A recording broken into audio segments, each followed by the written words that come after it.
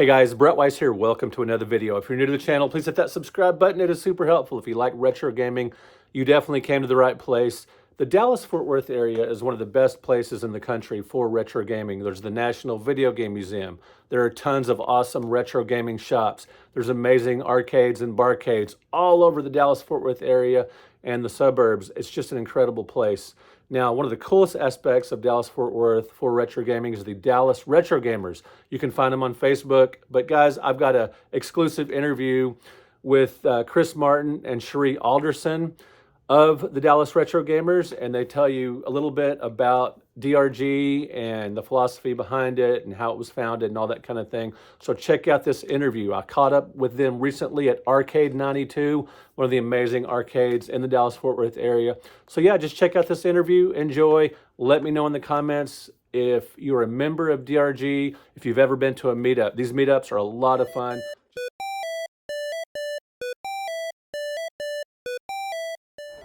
All right, guys, we're here with Chris and Sheree. Now, you guys are sort of the face of DRG, Dallas Retro Gamers.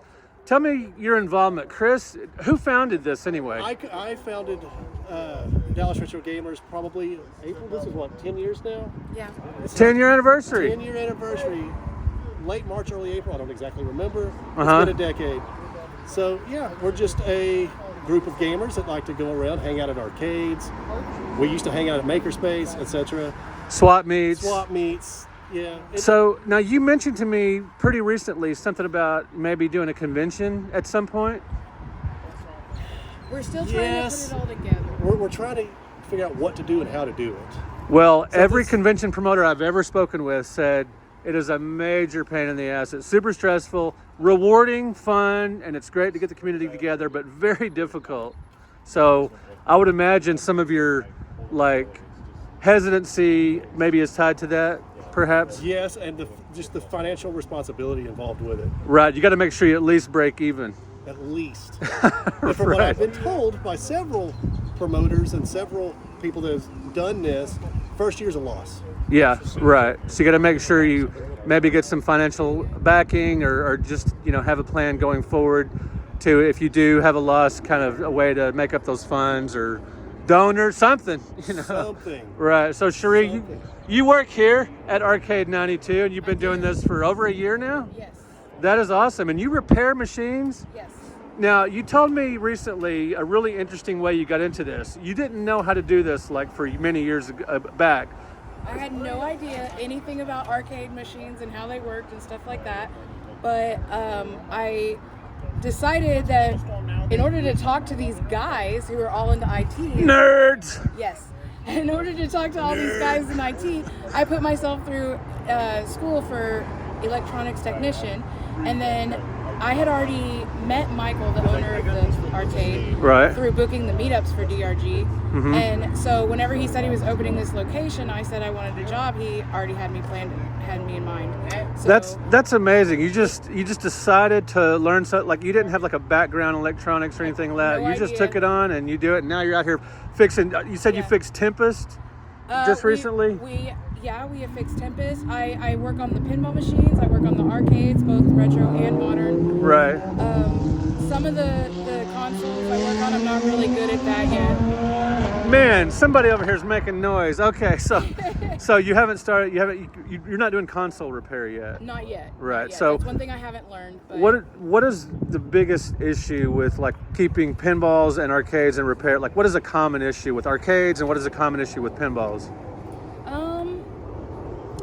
Usually a common issue with pinballs is the flippers they always break. Because, kids do that whole just whacking. pounding Yes. it. Yeah. Yeah, so flippers break a lot. I have to change the brackets on them and stuff. Some of the solenoids go out. A lot of the soldering joints or whatever come loose. Right. Just from the wear and tear. Light guns, yeah. Light guns. So light gun games are really House of the Dead. So ours, the trigger isn't broken. It actually had a severed wire. For which game? The light gun for the Play Choice 10. Oh, okay, gotcha. Yeah. But So you other play than Hogan's that- Alley and Duck Hunt and stuff? Yeah, for the retro arcades and stuff like that, it's mostly like, you know, loose buttons and connections coming loose on the joysticks and stuff. Right. Some of it is, you know, board work and monitors. Monitors go out pretty good. Right. Those are a pain. Well, I'm still learning those. Right. Well, I saw your office the other day. You gave me the backroom tour, and that was really cool. It was really neat and it's very impressive. So, as a guy who's like not mechanically inclined at all, I can't even say it. I'm very impressed by that. All right, guys. So, what do you see for DRG moving forward? Just more friendships, more hanging out, and if someone has never been to a DRG meetup, what would you want to tell them about it? The main thing, like it's the games, obviously, but beyond that, Just come and hang out with us. You know, Right. here in the near future, we are expanding into other social media platforms: Instagram, TikTok, possibly YouTube. right? You know, Oh, it'd be great to have a DRG YouTube channel. That'd be cool. Right, and kind of like with the YouTube idea that I'm working with is to have members, instead of creating their own channel, maybe we can get together and collaborate and do Showcasing members. And stuff showcasing like members, that. Ah, that'd be cool, showcasing yeah. collections. We want to do things a little bit. I don't want to give too much away, Right. but just do things a little bit different than what you see on your standard YouTube channels. Yeah, you got to stand out a little bit and kind of make a niche.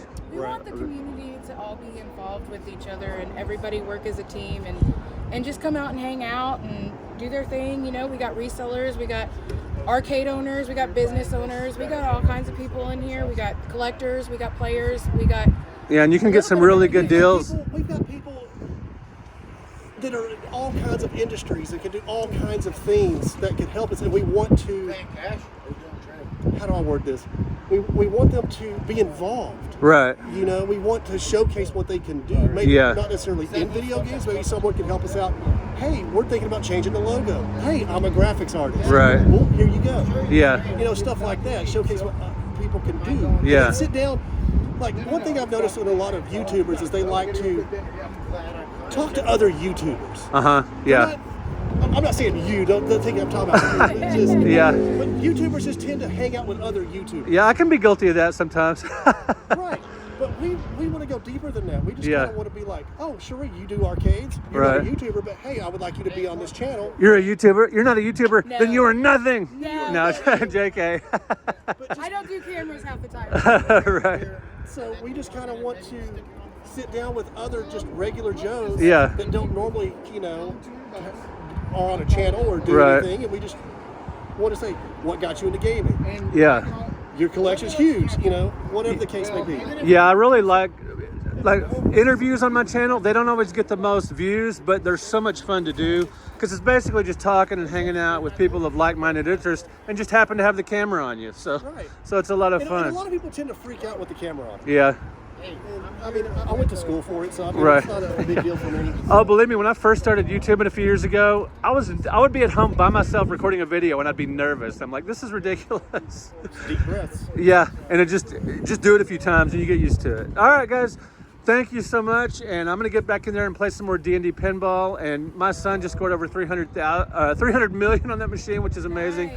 So yeah, he destroyed my high score, even though that's my machine. But anyway, thanks guys, and good luck with DRG moving forward. And guys, if you have not checked out the Facebook page for Dallas Retro Gamers, get on there, comment, and like and subscribe and all that good stuff. And I'm gonna go back in the arcade. Thanks guys. Later.